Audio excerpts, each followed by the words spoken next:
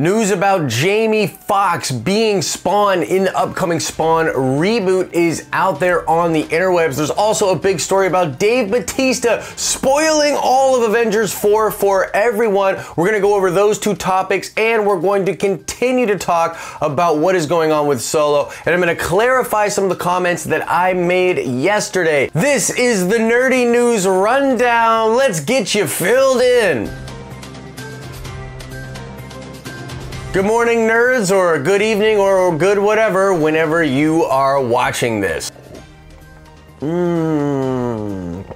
How do people live without coffee? I don't understand. What is up, everybody? Welcome back to the show. My name is Josh. Of course, this is the Den of Nerds, and this is the Nerdy News Rundown, your daily dose for nerdy news. We're gonna get you filled in right now. The first story of the day comes out of that Spawn reboot. Deadline is reporting that Jamie Foxx will indeed play the main role in the coming Spawn reboot film. You're probably well aware of what the Spawn character is. Character created by Todd McFarlane. Very, very dark character, gritty. There was that film from back in the day with John Leguizamo as that evil clown thing. It was pretty freaking cool. It doesn't really age well, and Todd McFarlane has been talking about the remake for Spawn for what seems like over a decade now. Yeah, talking about that 3 years ago. Yeah, been working on that the whole time. Nice little narrative, beginning, middle, and end. Some friends become enemies, some enemies become friends, yeah? In fact, there's been a lot of news about the Spawn movie in general, like from last year, little like tidbits here and there. Todd McFarlane just simply will not stop talking about it at any chance that he has. And so this Jamie Foxx news is kind of interesting. I personally think that Jamie Foxx will crush it in this role. Jamie's an incredible actor. It seems like good casting for the role in and of itself. I saw a lot of people online saying that he wasn't like hard-edged enough or something like that. I think you're absolutely crazy. Jamie Foxx will be a great Spawn. If it's a question of physicality, look at the kind of shape he got in to be Electro in that Spider-Man movie. I mean, this dude can definitely get jacked, so I think we're gonna be totally fine. I give it my stamp of approval. Of course, this news means we can kind of talk more about the Spawn film in general. Now, you'll remember this film is supposed to be hard R. That's something that Todd McFarlane has talked a lot about, especially around the time of Logan and Deadpool doing what they did, being R-rated comic book movies. The film is going to be done by Blumhouse Productions, which is best known for creating a bunch of horror movies. They're also known for not spending a ton of money on movies, which is totally fine and more falls in line with that Deadpool 1 Logan type of a deal. Todd McFarlane has also recently said he doesn't want an origin movie. He wants to just come in and Spawn is pre-established and he's doing crazy stuff. There were things that he said about it taking place in hell and then not in hell and crazy things like that. So in general, I'm pretty excited for the Spawn movie, and it would be really nice to actually see that movie come into fruition because it feels like we've been talking about it for so long. What do you guys think about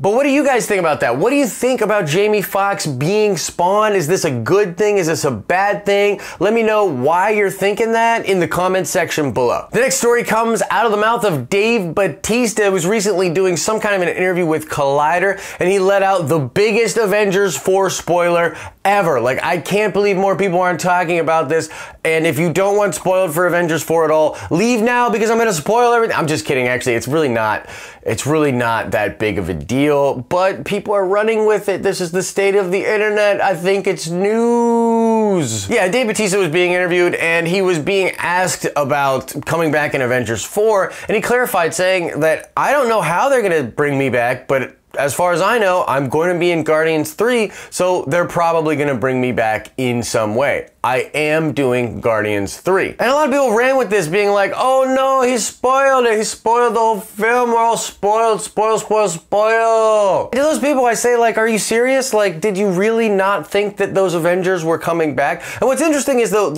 I get it. This is actually a teaching moment because there are a lot of people out there that are like, they're gone forever. They're gone forever. And despite me talking about this in like at least 4 or 5 videos, a lot of people still don't seem to grasp it. You know, look, the snap happened, these people are essentially taken off the board, but we think they're going to come back. Like, there's no way the Marvel Cinematic Universe is going to just exist from here on with half the life in the universe gone. Like, that is the whole idea. The Avengers name finally makes sense. They're going to go take down Thanos and reset everything. Now, a lot of people will still have died. My belief, and it's a belief that's shared by a lot of people out there, is that the people that died pre-snap are still gone. Everybody that died from the snap can probably come back. But yeah, I don't know. I wanted to throw that in there because honestly, like, it's sort of clickbaity and I sort of fell for it too. I was like, what did he say? I gotta know. And then I looked at it, I'm like, oh, so he just clarified what everybody in the world knows. But yeah, it's making the rounds out there.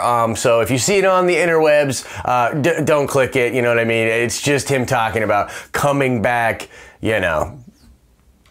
But that being said, what do you think about this? I mean, was there an inkling of doubt in your mind that these Avengers and Guardians would not be coming back? I mean, what do you think the future holds for Avengers 4 in general? Let me know your thoughts in the comment section. And to be honest with you, I'm working on a huge Avengers 4 video talking about the leaks and talking about all of the different story elements that I think will play out in the 4th Avengers film. So subscribe to the channel to make sure you don't miss that video. Okay, so yeah, it's that time of the show. I have to clarify the comments that I made yesterday in my 2 videos for Solo. Now, first of all, let me just say, as a content creator, there's something interesting that happens where you get really tunnel vision. You really focus in on what you're doing. And when this happens, sometimes you step back and you say, oh crap, I did 2 videos in one day that are kind of pooping on Lucasfilm and Solo. It wasn't necessarily my intention to do that, and I'm certainly not flipping sides in this whole fan debate, and I saw a lot of people being upset at the comments that I made, whether or not they agree with the points or not. They were frustrated, and I even had some people going as far as saying they felt betrayed because I was giving some validity to the boycott. And to all of those people, I just want to say, I am not flipping in this argument. In fact, if you've been paying attention, I've mostly tried to stay neutral in all of this.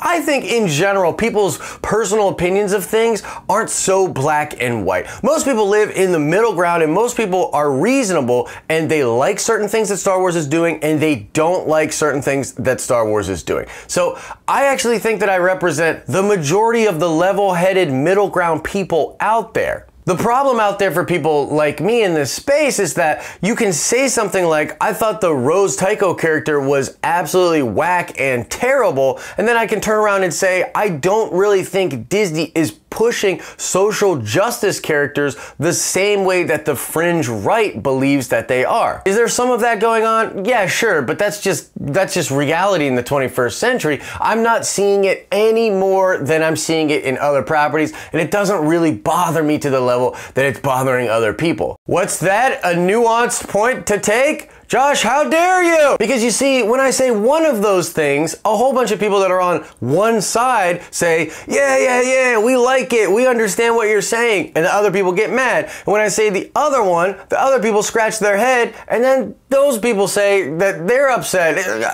So just wanted to clarify that. I'm not flipping sides. I'm not trying to give any validity to people that are really horrible to other people online, because there's certainly a group of those people that I would say do belong to the boycotters, and those people suck. Straight up, they suck, and there's nothing else I can say to that. However, you just gotta look at the numbers, guys. Like, honestly, we're at a point with Solo, as we follow this and as we're looking at what's going on in Star Wars, that you just can't deny that a large portion of the fan base is turned off from what Lucasfilm is doing. I made a point yesterday saying that I thought around 20% of the lost ticket sales might be attributed to the boycott. Now, I have no idea how to quantify that number. It could be less, it could be much more, but I'm saying I do believe that a portion of this film's money that isn't being made is associated with fans that are actively trying to have their voice heard in this community. There's a lot of people that don't like what's going on at Disney Star Wars. Now, within that huge bubble of people that aren't down, there is a small percentage, and I truly believe a small percentage of people that are absolutely ridiculous, that are posting all of this clickbaity stuff, perpetuating the divide, actually making money off of the divide, and sort of branding themselves in this like political argument, right versus left, blah, blah, blah. But seriously, in all reality, that's a small percentage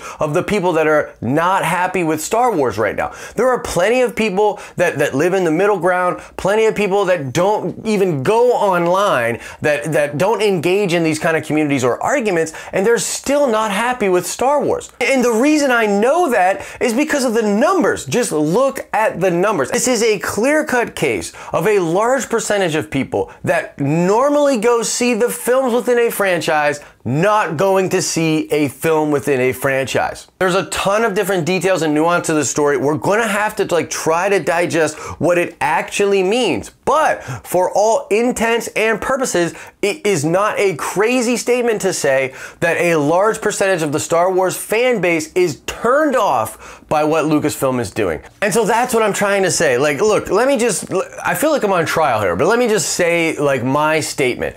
I like The Last Jedi a lot.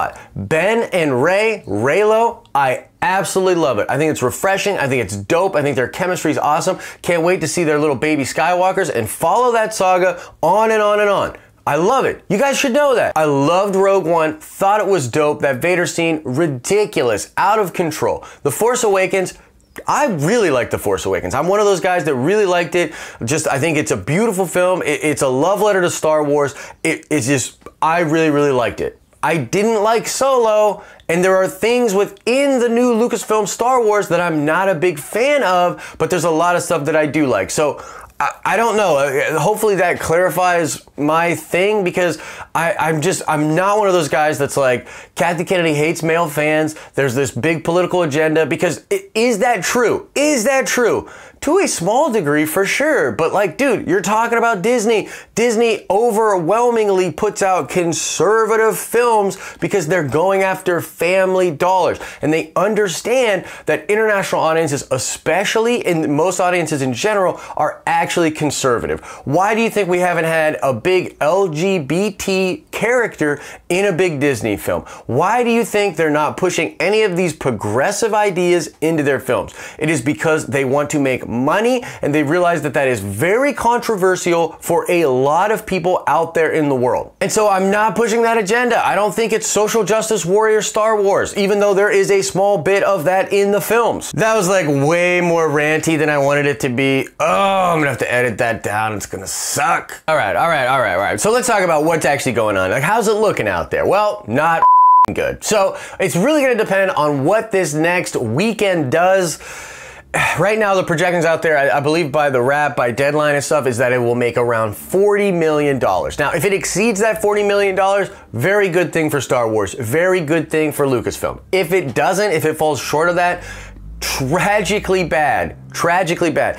If this thing does not make at least $400 million, it's gonna be the biggest story of the year. And that's bad, because look, what you get associated to you is sort of this narrative. Right now, Star Wars is in this place where a lot of the clickbaity articles in the environment on YouTube and just in general on the internet is like applauding sort of its demise, applauding the mistakes that it's making. Once you have that happen for you in a public relations sense, it's terrible. That type of stink is very hard to wash off, very bad for the brand. So we'll keep an eye out for what Solo does in the second weekend. That's gonna be the biggest telling of how bad this situation is. And for now, we haven't heard anything from Lucasfilm. So they're not making any kind of a statement out there, nothing definitive, definitely no changes that have been made. So we just have to wait and see what exactly is gonna happen. The only thing they've officially said is that they're definitely not gonna do 2 Star Wars films a year.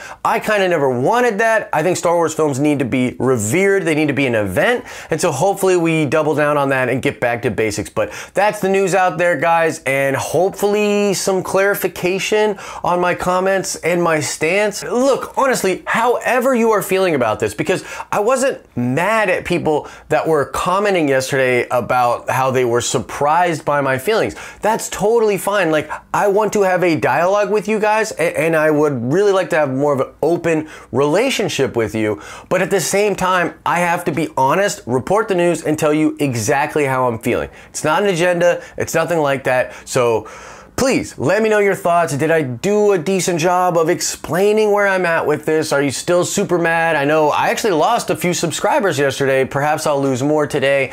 I don't know. It's just part of the game, I guess. But that is the last story, and I want to know what you're thinking about it in the comments section below. So that's going to do it for today's show. Hopefully you got some value out of this and you know what's going on in that crazy nerdy world now. Oh, and the show is kind of in development. It's going to kind of change over time. But the most important thing is that I want to continue to bring you guys the news every morning Eastern Standard Time, Monday through Friday. So if you have an idea for the show, if you want me to bring back old segments, continue to do the nerd card, please, whatever you want out of the show, drop me a line in the comments section. We can talk about it, and I'm more than willing to give you guys the show that you want to have. You can click below to watch more dope videos. You can click the icon to subscribe to get all of our future content. As I always say, I hope you are having an awesome and nerdy day, and I will see you giving you the news tomorrow.